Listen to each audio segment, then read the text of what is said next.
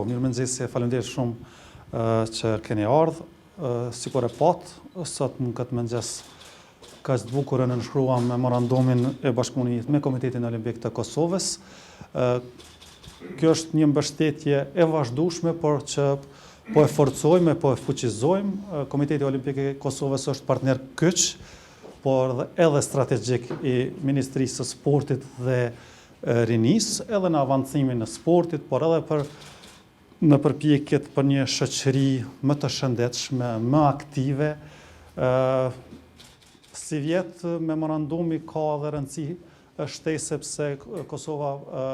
do të përfaqësohet në lojrat mesdhetare Taranto 2026 në fund të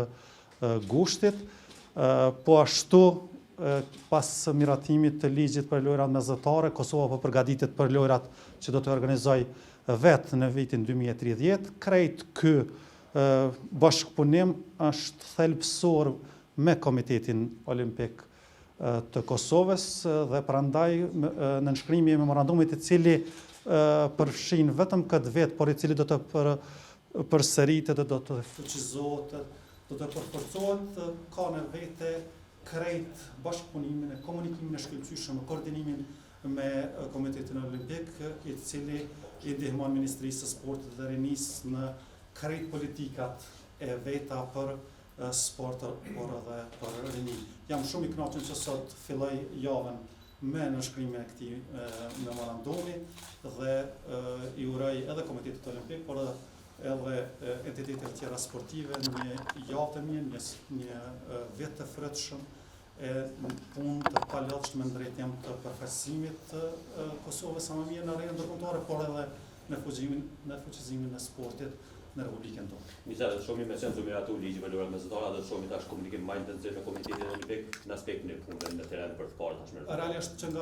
nga marrja e detyrës në fillim të shkurtit, komunikimi me Komitetin Olimpik, por edhe me komunën e Prishtinës, ne përbëjmë një tërkënd shumë thelbësor për organizimin e lojrave mesdhetare 2030 bashkë me Komitetin Olimpik dhe komunën e Prishtinës, por ka edhe entitetet të tjera. Komunikimi, siç e thash, e kemi pas intensiv që nga ditët e para, por natyrisht se tash është trastuar rruga për fillimin e disa hapave që do të çojnë më përpara e në mënyrë më intensive përgatitjet drejt lojrave mesdhetare Prishtina 2030. Po, sot është një formalizim i memorandumit të bashkëpunimit që kemi për çdo vjet me Ministrinë për Sport dhe Rini. Kështu që sot, si që patë edhe ju nënshkruam këtë memorandum, për mua ky memorandum nuk është vetëm një dokument financiar, por është një mbështetje shumë e fortë e shtetit dhe është një garancion institucional për Komitetin Olimpik të Kosovës, për lëvizjet olimpike dhe për gjithë sportistët tanë. Përmes këtij memorandumit dhe këtij financimi që i bëhet Komitetit Olimpik të Kosovës, normal që ne do të vazhdojmë punën tonë me aktivitetet të cilat na prin përpara, siç e përmend edhe ministri, si vjen edhe lojrat mesdhetare në Taranto, ku Kosova do të përfaqësohet me një numër shumë të madh të sportistëve, sepse në mas 4 vjetëve ne do të jemi ndikoqër të këtyre lojrave. Dëshiroj të falenderoj Ministrinë për Sport dhe Rini për bashkëpunimin e vazhdueshëm, për mbështetjen maksimale që si vjet e kemi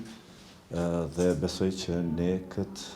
financim do ta kthejmë në rezultatet me sportistët tonë të cilët po na bëjnë krenar në arenën ndërkombëtare. mirë po do të jetë mbështetje edhe për Federata Sportive në Kosovë. Po thjesht është një rekord memorandum për Komitetin Olimpik, është vlera më e lartë ndonjëherë që është financuar komiteti nga Ministria e Sportit, vlera është 1.150.000 euro,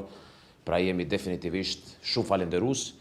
por kjo, siç e tha edhe presidenti, tregon një seriozitet institucional, tregon një partneritet të fuqishëm mes dy partnerëve, në këtë rast Ministrisë dhe Komitetit Olimpik. Dhe gjithashtu tregon që si vjet është një vit tejet i rëndësishëm për sportin e Kosovës, jo vetëm për Komitetin Olimpik, meqense i kemi lojrat mesatare në Taranto 2026, ku ky trekëndsh, siç e përmendi ministri, do të jetë i përfaqësuar në lojrat mesatare, duke mbartur flamurin nga Italia në Kosovë për të pruar lojrat mesatare 2030 në Kosovë, pra si një koqiri i ardhshëm. Dua të them që si vjet nuk është vetëm viti i lojrave mesatare, është viti i aktiviteteve të shumta, do të iniciojmë që është përfshirë edhe në memorandum të bashkëpunimit Akademinë e Lojrave Mesatare, pra kjo është një akademi e cila do të edukoj drejt për drejt të rinjtë të Kosovës për të mundësuar atyre hyrje në treg dhe punësimin e parë në lojra mesatare dhe mendoj që kjo do të jetë ndër trashëgimit kryesore të lojrave mesatare e cila do të krijohet. Pra jashtë infrastrukturës sportive, akomodimit, qendrës studentëve, investimeve tjera që planifikohen, absolutisht mendoj që investimi në burimet njerëzore është ndoshta edhe investimi kryesor që duhet të bëhet për të avansuar dhe për të përmirësuar gjendjen sportive në Kosovë.